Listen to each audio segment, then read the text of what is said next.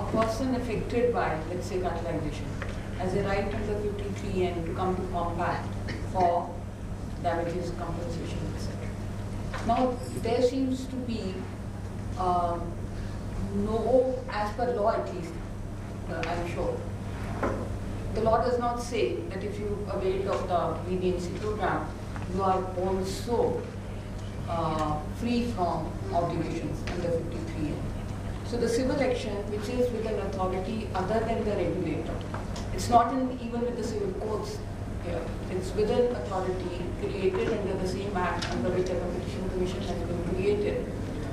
And that has, and these powers of compensation have not been taken away by any leniency program under section 46. So there's an additional complication here. And during my discussions with a lot of people, the directors, the legal counsels, have voiced this reservation against the leniency program on two reasons. One, the lack of predictability in the leniency program, because though your disclosure, as Smita said, had to be complete, of value, etc. And you may think that assessment, whether it's the disclosure is complete and the value, etc., is to some extent subjective. So there is no predictability what kind of waiver are you going to get. And the second reservation that they had was this interplay between section 53N and the 46 of the Act, whether if you come under the leniency program, whether you put your liability under 53N also gets mitigated. In fact, if I'm not wrong, EU tried to address that issue, that when there is a leniency program availed of, the civil liabilities, how they would be worked out. There is criticism even for the system that they have worked out.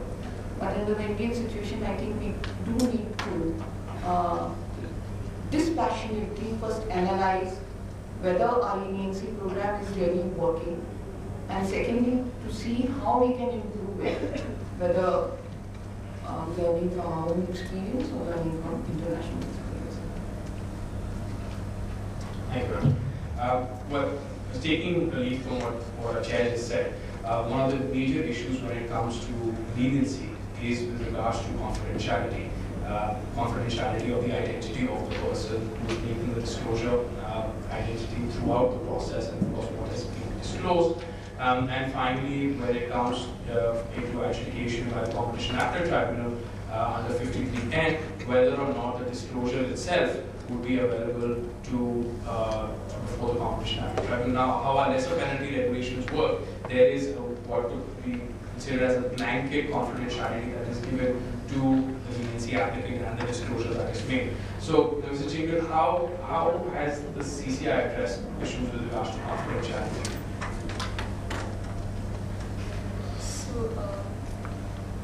Current confidentiality is something which I think we, not only in the CCI, even the DG office, we are grappling with literally.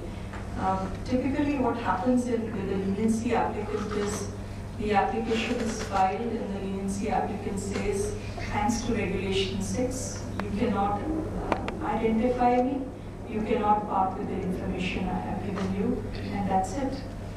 The DG now is in deep trouble because he doesn't know what to, he has to further get information from the other cartel participants to move ahead in his investigations.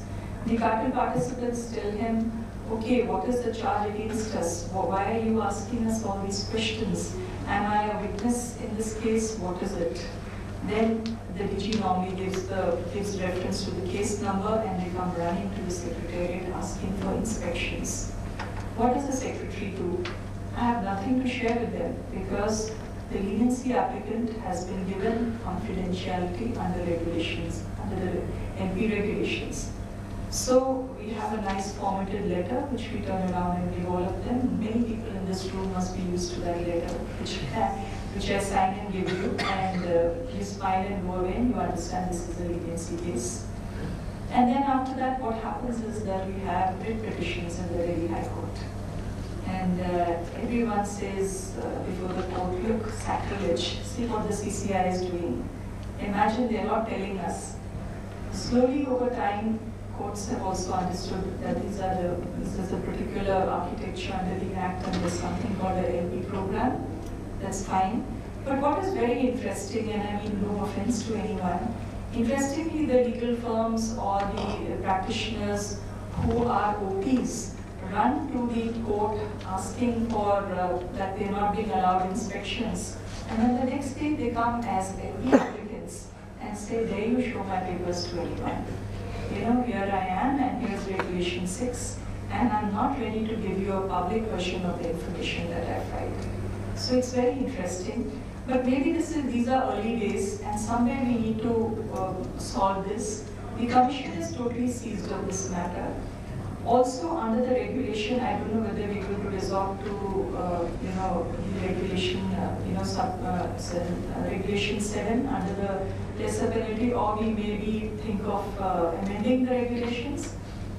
But we have to bring in that one stage when the DG, at least for the parties, would have to share the information.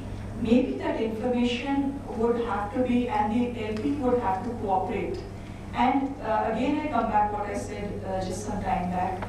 We should not forget this, the section per se. We are governed by section 57 and then again 46. And 46 says, please cooperate with the proceedings throughout in order to get you up to 100%. So I think also, and this is my personal view here, that when you turn around and say, no, I'm not going to part with anything and I have the right under Regulation 6, you have to think how far you go cooperating in the proceedings. So someday we will have to disband this confidentiality. Of course, how are we going to go about it? What part of it will have to be given up? What will have to be shared will of course have to be worked out. Of course, the architecture also has to be worked out. Luckily, we can bring this in through the regulation, that is with the CCI. And the Mali order, probably very soon we will come up with something. And let's see, maybe the easier course is to look through, amending the regulation rather than going to the Act. So that is the problem with confidentiality, the way I look at it from the Secretary. The DG, of course, would have a different take on it.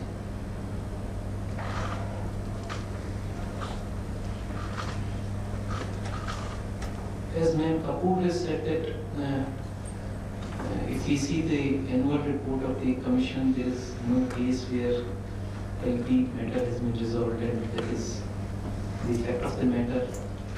And we are grappling with the challenges of LP Regulation 6, which grants confidentiality to the identity as well as the information submitted.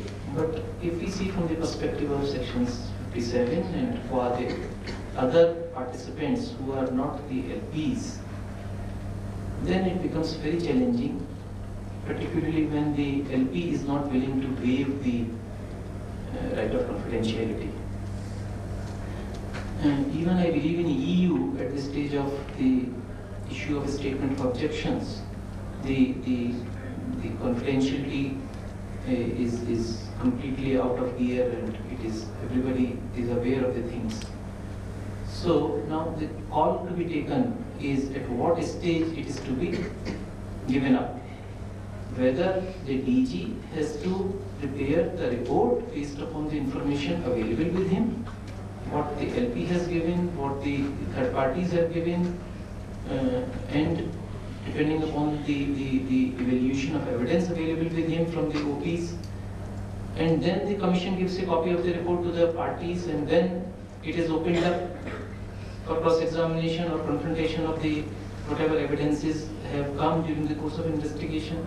So these are the issues which are unresolved as of now, and I will say if the CCI is a young jurisdiction for the perspective of the competition law, for the LP matters it is really nascent. Probably the legal fraternity, all the stakeholders have to think about how to take it forward further. Whether the right of cross-examination, as we were discussing in the morning in one session, is so important at the stage of the DG itself, Or is it important at a later stage when the report has been submitted and then inquiry is going on? So we have to sit together probably and find out solutions for this. And until these solutions are found, we are bogged down in the procedural things only and not able to carry it forward. Probably that is my take on this as of now.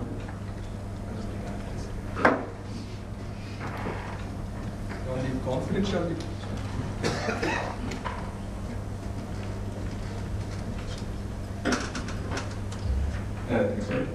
On the confidentiality bit, I just would like to add, most often we do criticize the CCI on issues of confidentiality, but at least I think so far as leniency is concerned, they have taken, I would probably believe, which is the right stand, at least before the DG stage, not to disclose it, so they can come out during the course of the investigation. Parties can submit whatever information I have. I say this without prejudice because even in one matter, I find it challenging the validity of Regulation 6 itself for the High Court. But I think at least in a matter of this nature, at least when you're looking at leniency petitions, it is better that the matter gets investigated and you provide the information. So without, as an honest panelist over here, I'd like to discuss probably that is being done. What you can also look at is, I hear good words that probably at a later stage, when the DG report does come out, if the confidential information is actually disclosed, that may probably make the system work better. Another thing which you could probably consider is, I believe in the US, in trade remedy measures, what they do is the lawyers are given the confidential version and they will give an undertaking saying that this is not going to be disclosed to the clients. So at least the lawyers will have an idea of how or what is the case that they'll have to meet. So it gives an even or a level playing opportunity both the lawyers as also the regulators to see how we can best work out the system. So just a few points on the confidentiality. Thanks for that. I'm sorry we've skipped the call on competition compliance and gone into leniency, but we'll come back to that. But Andrew, let me get your thoughts here. Your client has a robust compliance program in place. They detect that there is possibility that there was cartel or some information exchange that took place that could possibly infringe competition law in India and elsewhere. But you don't have time to do a full forensic analysis, etc., to really come to give, as the secretary said, the full, true, vital information. Right? And you have 15 days. Could you sort of give us from your practical experience any instances where timelines and how those have been played and how jurisdictions abroad are able to harmonize both the balance of getting all the information with the timelines to meet and get a marker? Sure. So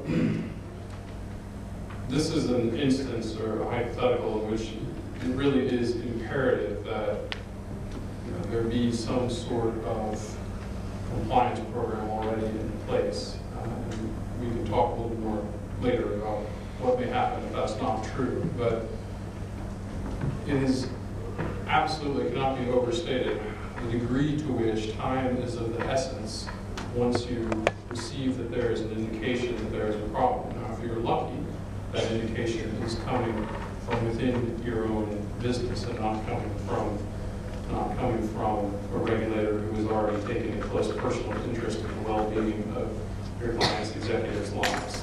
So it's clear that in order to be eligible for leniency in almost every jurisdiction, or every jurisdiction I'm aware of, you will need to be able to provide real substantial evidence capable of assisting the regulator in prosecuting the enforcement, which means you will need to be able to provide very detailed proffers about who did what with whom. You'll need to be able to provide exact details and dates of conversations. You'll want to be able to provide documentary evidence. There's a million things that will need to be shown to the regulators in order for them to feel that you are cooperating, in order for them to feel that you have provided the type and quality of information you need to benefit from really the enormous benefit that leniency can provide depending on the jurisdiction. And as was alluded to earlier, there are jurisdictions such as the United States where there really is only one slot. The Department of Justice makes it clear that there is only one successful leniency application per conspiracy. So with that in mind, time really in which you can get that in front of the regulator must be balanced against how much information can we get. You'll want to go in as fast as you possibly can, because even if you are late by a matter of an hour or two in the US, your client could be out of luck. That can make a difference of, just to take a recent example in the EU, you had the leniency application in the trucks cartel would have been on the hook for $1.2 billion fine. And instead, they were fined nothing because they got in first. In the US, it's all or nothing. So you get in first, it's 100%, and you get in second, it's 0%. And so what does that mean practically? So what can you do? How can you balance that need for a real intense, thorough investigation with the practical effect of getting your marker in? Indeed, you may not even know within the first hours or day of having learned this information if your client actually did anything wrong, right? You may get indication of a conspiracy. You may get evidence that some sort of bad act is happening in the service sector, in the product sector, and not even know if you've contributed to it. And still, you want to be the first in, as I say. So what do you need in the US? And I'll talk a little bit about the US and about an emerging jurisdiction like China. So even though you may not have all of that information, you need 4 things for the US in particular. You need to be able to report that there is new information and at least the possibility, new information that the Department of Justice did not already have, and at least the possibility that your client committed a violation of criminal antitrust law. You will also need to be able to disclose the general nature of what you've learned, and you will need to be able to identify the industry or the product area in terms that are specific enough for the regulator to know that you are indeed first, right? You can imagine that if there are investigations going on in a general sector, say auto parts, right, or pharmaceuticals, it's not enough to go in and say, hey, we've got, we've smelled a hint of smoke that there might be something in auto parts, and we'd like leniency. I don't think you're going to get a successful application marker down for an area like that. You need to be specific enough to show that this is somewhere that has not been investigated before, that there is the information that you really are first. And so you can't go in completely blind, right? You may not be able to go in with that very detailed information, but you do need to know enough, and your client needs to dig enough to be able to narrow it down to defend your claim to being first.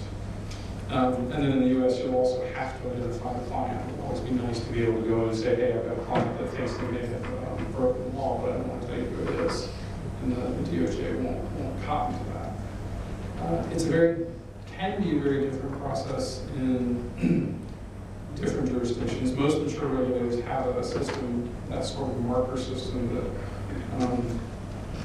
is similar to that, but in China, the situation is completely different. And this can be something that can be brought out in more discussions, but where you have a leniency program that has been proven over time to be effective, where there's the trust of lawyers and clients that it will be used in the right way, that it will be, what you have been promised will in fact happen, then these programs become very effective, right? These are the programs where 95% of the cases, 90% of the cases lead to cartel convictions.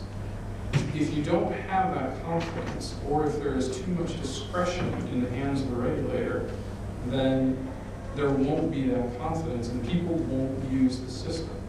So in China, conduct investigations can come under the heading of one of 2 regulators, either the National Development and Reform Commission, the NDRC, or the State Administration on Industry and Commerce, the SAIC. Theoretically, there is a difference in their scope and their ambit of power because the NDRC is supposed to look at pricing and the SAIC is supposed to look at non-pricing. But of course, everybody in competition knows when you get down to it, everything is pricing. So it's always difficult to know who you're supposed to apply to in China. And there are meaningful differences in their leniency programs, which means if you don't know who to apply to, you may be getting a different deal depending on where you go. If you apply, for example, to the NDRC, they have a rule the same as the U.S. that says if you're a ringleader, if you are the real bad guy who coordinated everything, you can't have leniency. The SAIC doesn't have that rule, right? If you go in the NDRC, they have, again, sort of the 100%, 50%, 30% and thereafter rule, which is familiar to the CCI. The SAIC has a much more discretionary rule which says 100%, 50%, and then we'll decide thereafter. And so in the terms of a marker, when you're going in with that information, in jurisdictions like China, you may not know who to go to. There's not this very clear idea about how much is enough to get in, to get your marker down. And you're not sure what your marker is worth. To bring up a final point, and to touch on what was discussed earlier, confidentiality also becomes an enormously important factor for companies to consider in terms of, will I even make a marker, right? Do I even want to put my information down? In many jurisdictions, that sort of information is scrupulously protected. In China, we have honestly seen confidential information put in as part of an application for a marker, pre-leniency information that was submitted has shown up in a graphic on the CCTV news at night. So literally the front page of an application is on the nightly news, blasted out to 1 billion people. So those are all things that you have to weigh on a practical basis when you decide, am I even going to go talk to the regulator? I know you have some comments, but I'd also like to ask you a question following from what Andrew just said. In the US, you get immunity for conspiracy, and there's also that you have to be quite specific on the products that you say will be general. Now, there is a concept of legal for single and continuing infringement. So, if you could talk a bit about that, and of course your comments.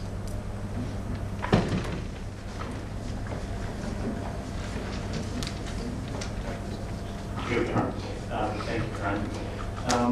First, would you allow me to stress something that Andrew has said? Then I would like to tend controversy, and then if you haven't forcibly removed me from this panel, I'll answer your question, which is, as incentives go, I'll do it in that order. The first thing is, I want to stress something that Andrew said, consistency. And I agree with timing sometimes being very stressful and there's never enough of that rare commodity, but you simply cannot, go in one jurisdiction in what is a global economy, and I think most of our clients live in a global economy, and take a decision for one jurisdiction without having a strategy in place, really, for all the jurisdictions. Some of those may be, different in terms of how they work from others, but you just have to be, ready for a consistent approach across jurisdictions, often pretty much concerted around the same time. If you don't, and there are lead-you examples of this, you can find yourself the heavy winner in one jurisdiction and then get fined in others where other companies simply were quicker, maybe even after you alerted them through your initial filing. That, by the way, is true not just for one product and one, across jurisdictions. It's also true for related products or, similar issues in other product areas that a typical conglomerate gets themselves into. And it all goes back to a compliance topic we started this session off with. If your company or if your client has a serious issue of how to behave competitively in one of its areas, it's not entirely unthinkable that maybe it's similar in other areas.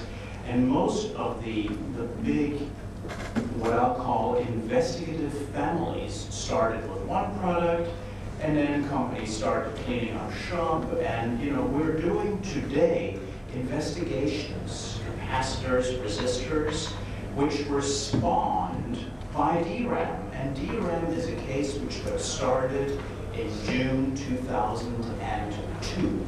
So we're 14 years, and sort of, it's not even the grandchildren, it's the children of the grandchildren of DRAM are under investigation with a range of decisions still out there. So that was my stressing what Andrew said then, the tempting of controversy.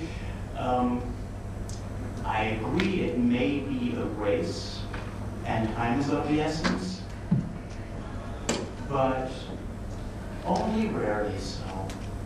Let me try to explain that. So if I come across one of those nice old-style round tables, smoke-filled room, and smoking gun evidence that people went to exotic resorts where they had loads of discussions at the bar, maybe they had a fig leaf to get their expenses paid by the company, where they were looking at some boring statistics, but then at a big lunch and a closed session, and they did that for months, and it does look like a good old price fix as we love them. Well, then I would agree, if you're first, you're lucky, rush in and make sure you don't get hit. Anything else, and there's quite a bit of anything else if you think about it. Take Europe. So we're saying here's a price fix, it's a cartel. We're also saying information exchange, which is something much harder to put your hand on, is exactly the same, at least in terms of the biobject standard that we use, information exchange. So it's just talking about stuff bilaterally. Am I going to rush in? I discovered this. Am I concerned about it? I sure am. It's competitors talking, right? Competitors talking makes me concerned. I am an antitrust lawyer. Am I going to rush in straight away? No, I am not. I am going to think, and I'm going to think twice and probably 3 times and get to the bottom of it. Because if I rush in, as I do think many of our Japanese clients have done at the start of the audit parts investigation, feeling that maybe it was a cultural thing, it's obligatory to cooperate with the regulator, and thinking they have to do that under leniency, I think they admitted guilt where the fact sets were so specific that maybe, if you looked at it from a slightly different way, maybe it wasn't quite a cartel, but once you're in that process, it gets a life of its own.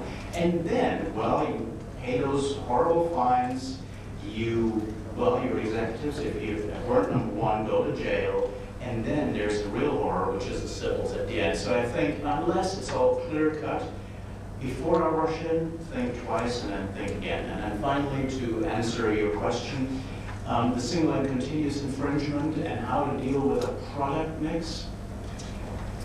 Oh, this is very difficult. We do have a formal single and continuous infringement standard in Europe.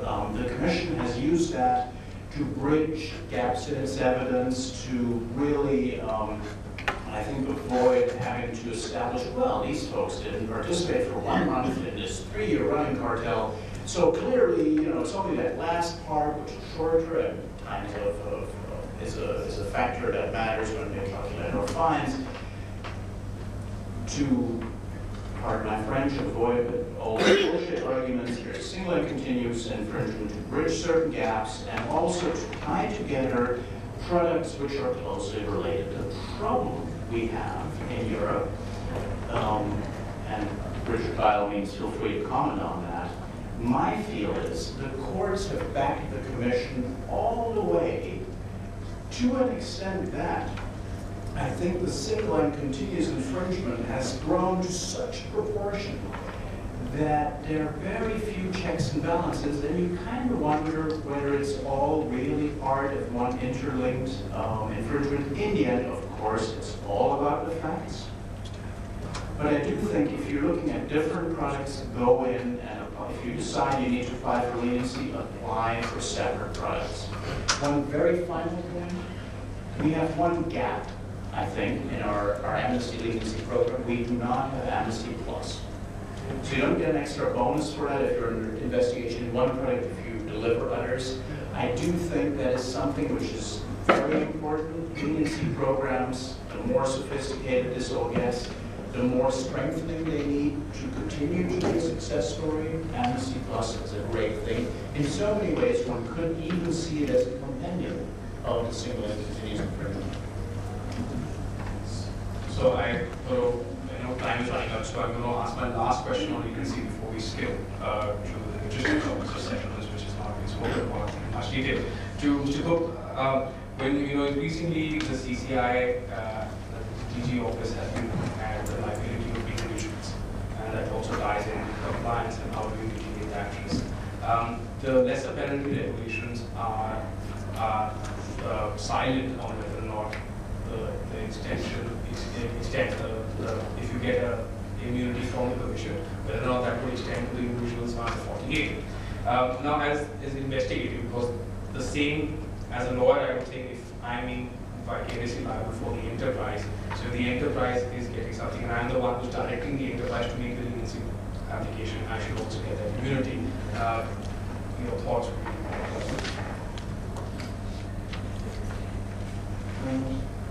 I think the orders which the commission passes includes the subsidiaries, if it is a foreign company, the subsidiaries in India, and the key personnel who are the key personnel who participated in the cartel thing. So by that logic, they will be getting benefit of leniency to the extent up to 100% or 50%, 30% as the case may be. That is my personal opinion based on the orders which the commission has been passing. Thank you, sir. Just like to add to that, sir. This has been a session that's been doing the circuits for quite some time. The directors and others would get the benefit of leniency. I think the legal basis of the premise is available under Section 27, as also under 48 itself, because it says, it's as you said, it's the provision for vicarious liability, and it is a vicarious liability which is being fastened upon the person concerned. So when you say that the primary company itself is going to get the benefit of a leniency, naturally that will also follow through to the director.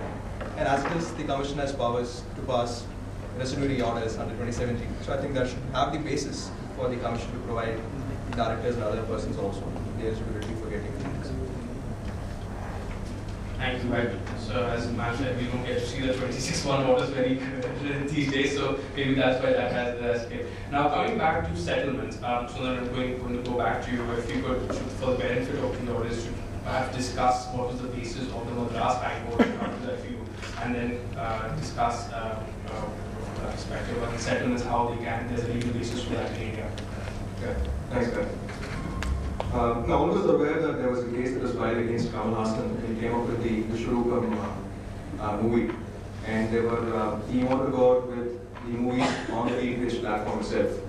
And there were certain DTH platforms and other operators who were prohibited from operating on that particular network. So that's the reason he filed the case before the Competition Commission, not providing the opportunity to have this movie being showcased on that particular platform. But of course, during the course of the proceeding, the investigation, the parties did come to a settlement. There were a lot of other issues in terms of the other parties alleged fraud and saying that the documents were forged, etc. But the parties ultimately came to a settlement. And that was before the Madras High Court, because Kamal Hassan and his company, they wanted to watch the overall proceedings and the criminal investigation that was being initiated by the other side. So during the course of the matter, one of the key issues that came up was, is it possible for matters to get settled? Because the Commission has been taking a stand, principally that once a prima facie order has been passed, irrespective of whether the parties do want to settle the matter, the Commission has the power to proceed with the matter.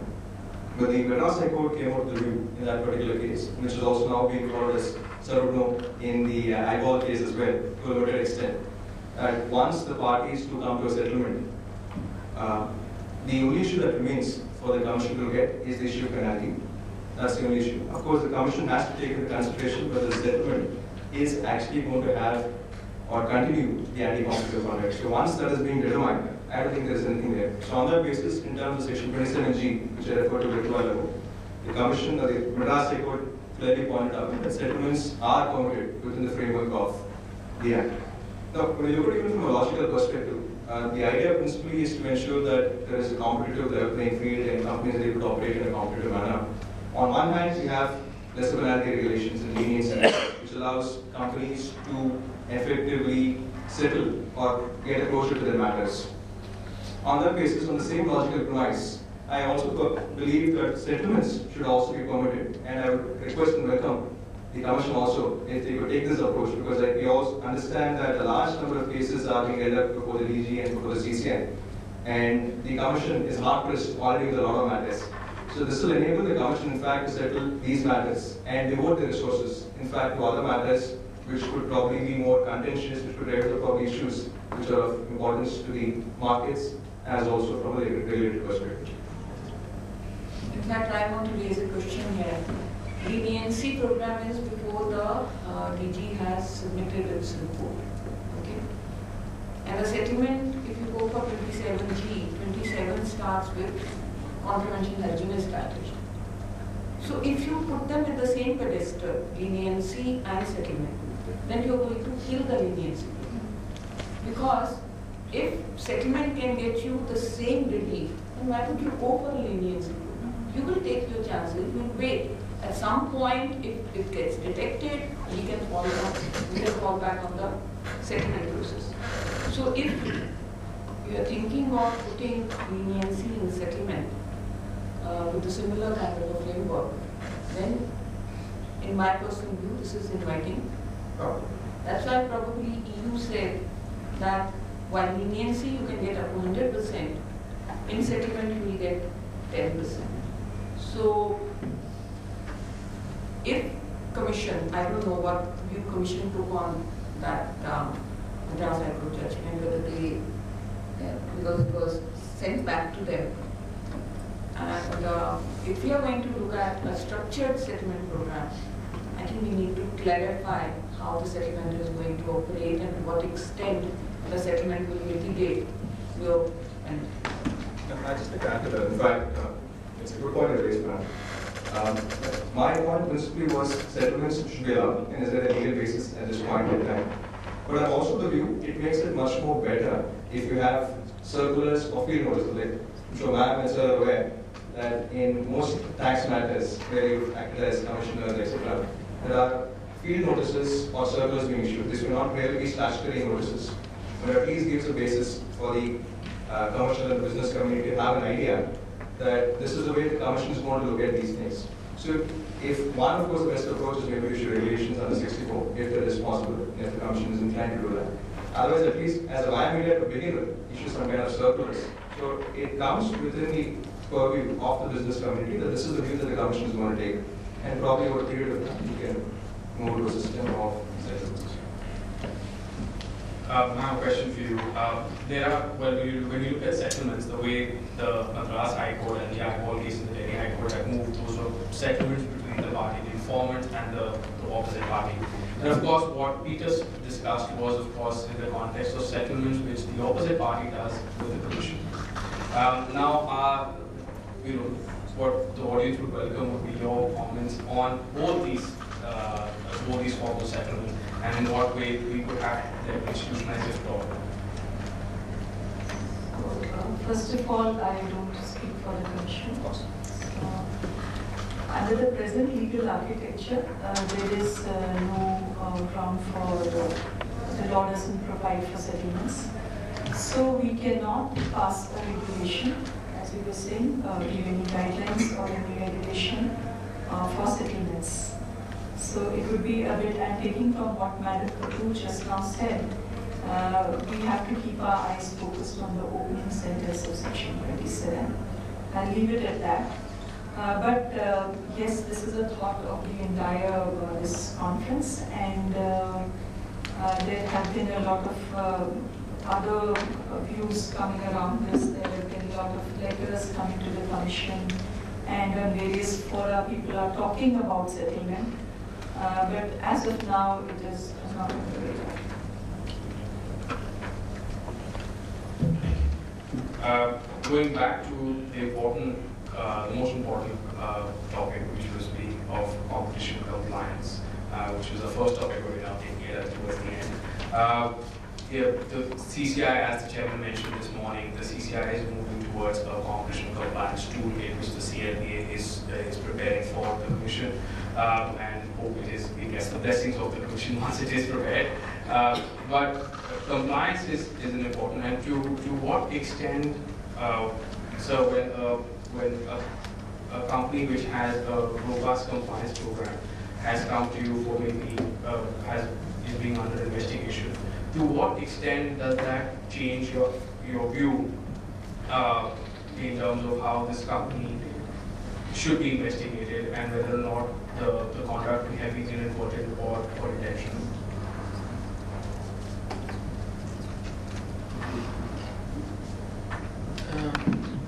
A company with a robust compliance program will obviously have a better, precise and very focused evidences which can establish the cartel conduct, and definitely if it is so, probably I am of the view that it would be LP participant, and the things can move very fast because the cooperation would be coming up from the other side, and with the expertise of downgrades which we have, and I think in such scenario the action can be very quick and the results would be faster. We can even then overcome the challenges which we are facing as of now in certain cases. That would be, now the second part is the penalty. If it is a first participant and it is cooperating, the regulations provide for up to 100% of the waiver of penalty. So that is the most beneficial thing for a company following a competition compliant program, and in case there is a violation, to come forward as an LP. And I think both these things, the competition compliance program, the leniency program, the downgrades, everything, and the conclusion of the cases will be very fast if there is a correlation between each activity for success. So, Andrew, the last question before we can open it up to the floor. A bit of free advice to the Competition Law Bar Association. What should be the key features of a compliance toolkit, and what should every company at least have in terms of the key features of their compliance program?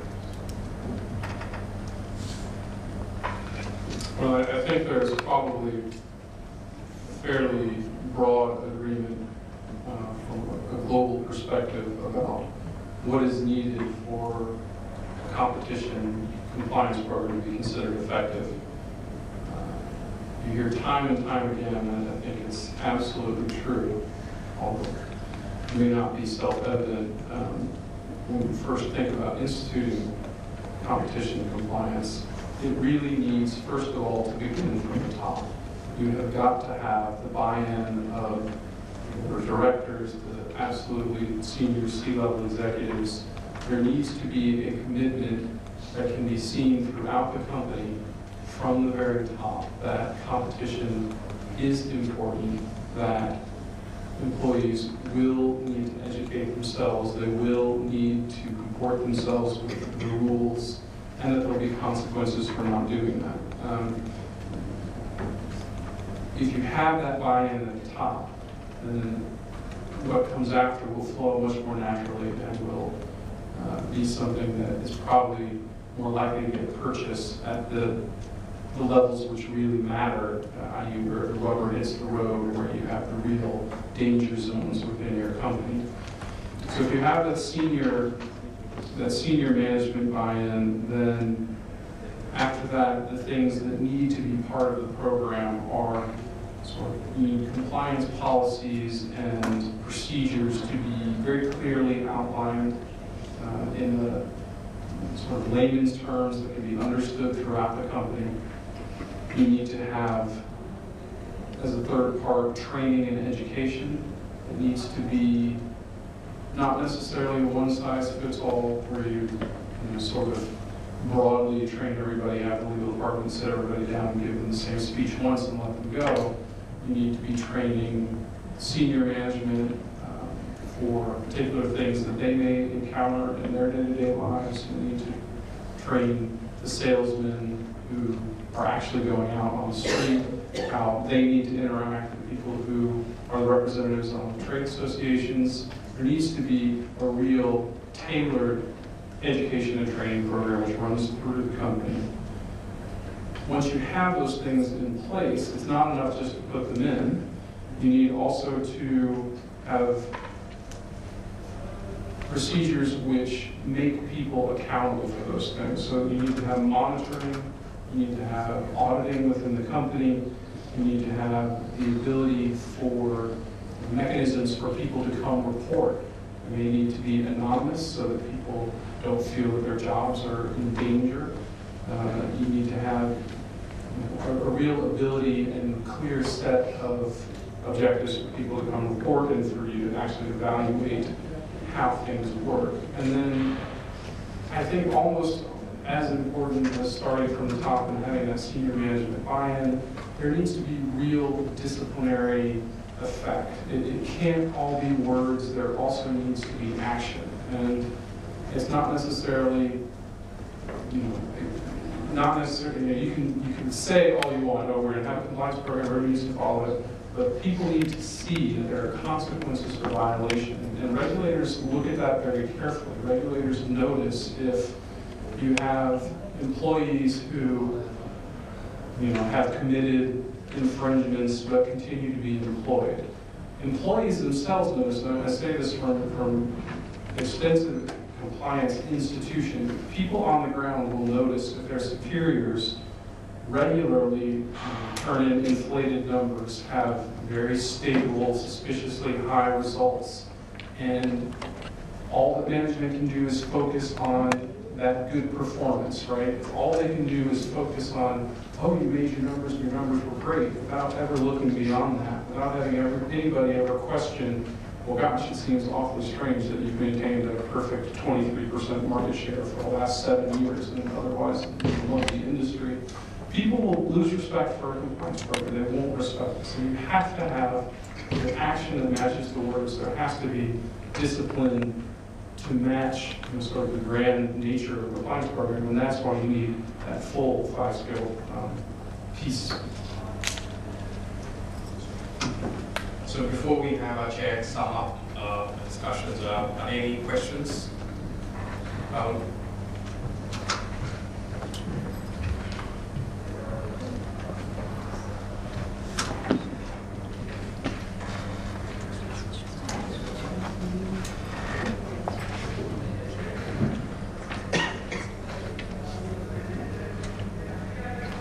Hi, my name is Rahul. I work with AZB and Partners.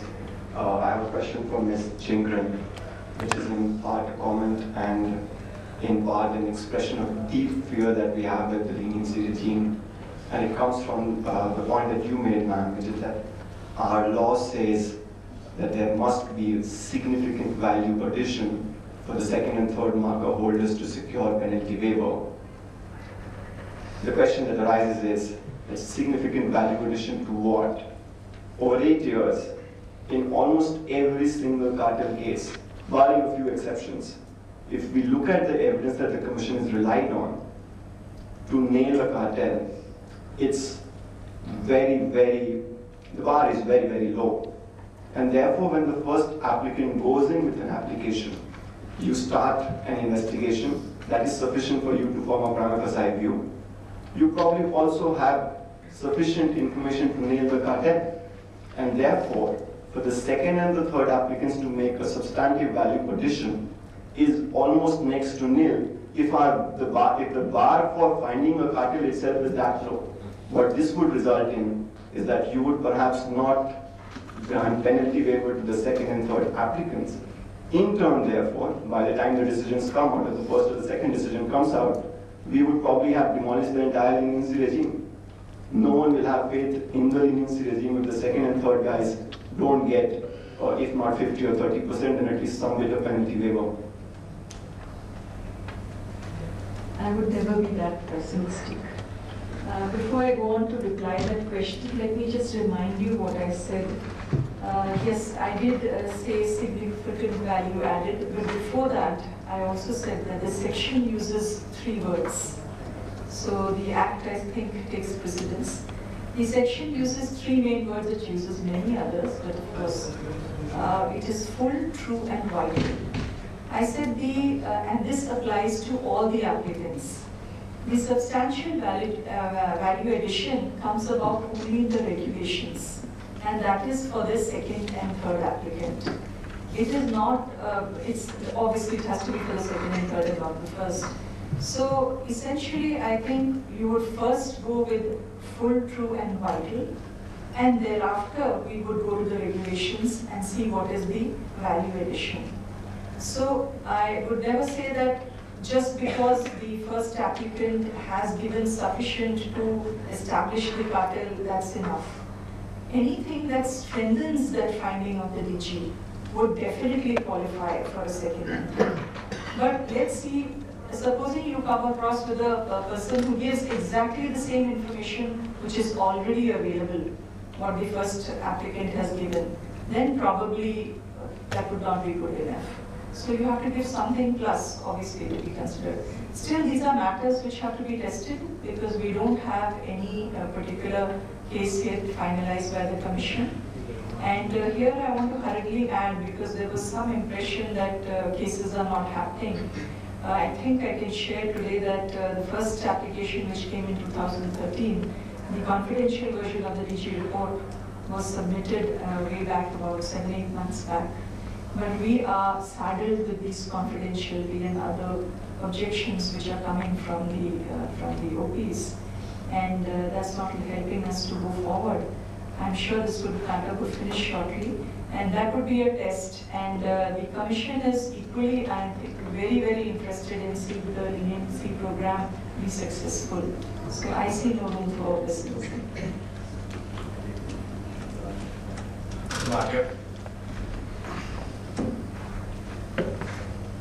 I am G.R. Bhatia from Different. My question is to Ma'am Jingran.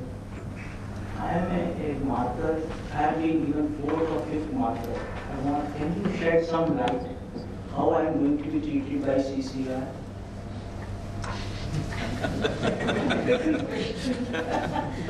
First of all, again, I want to, before answering, say that I don't speak for the Commission. But you raised a very, very important point, I think. Right now, we're having a relook at the leniency regulations.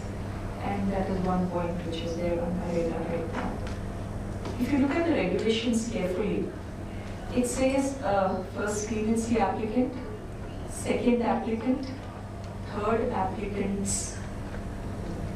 What does it mean? I mean, it's open for everyone to interpret. So do we say that there could be a number of up to 30%?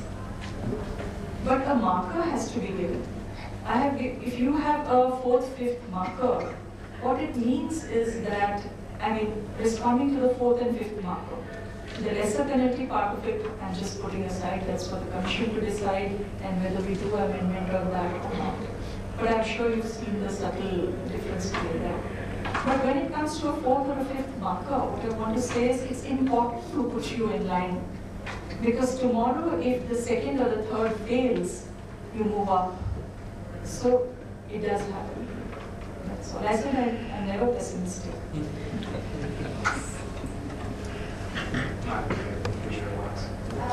had a question.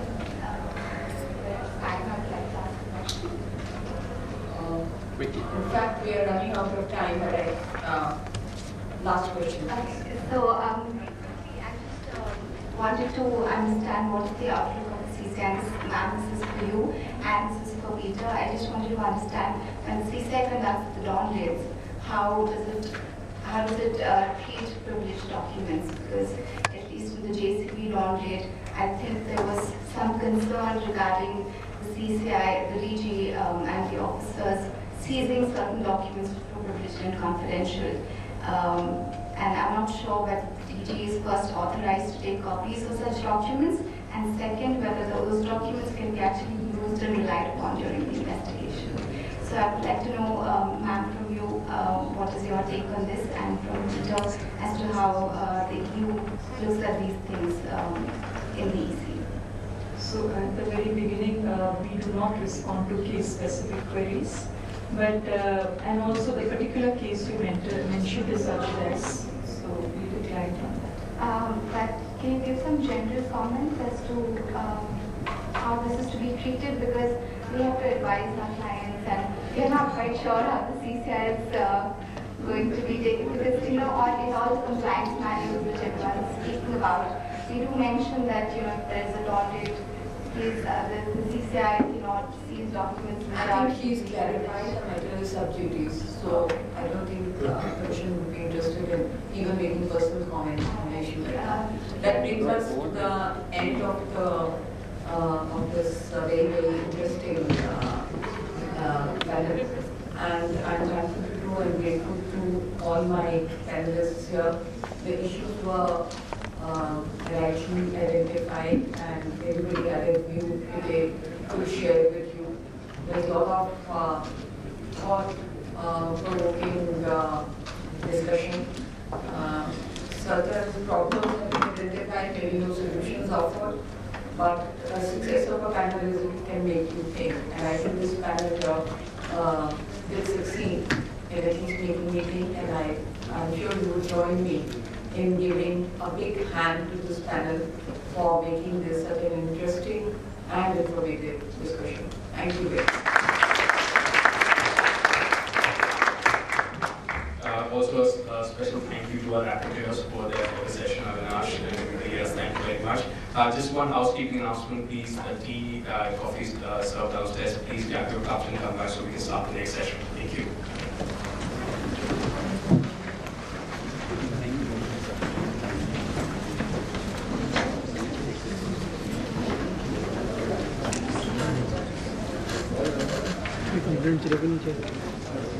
So, ¿para qué se la veía?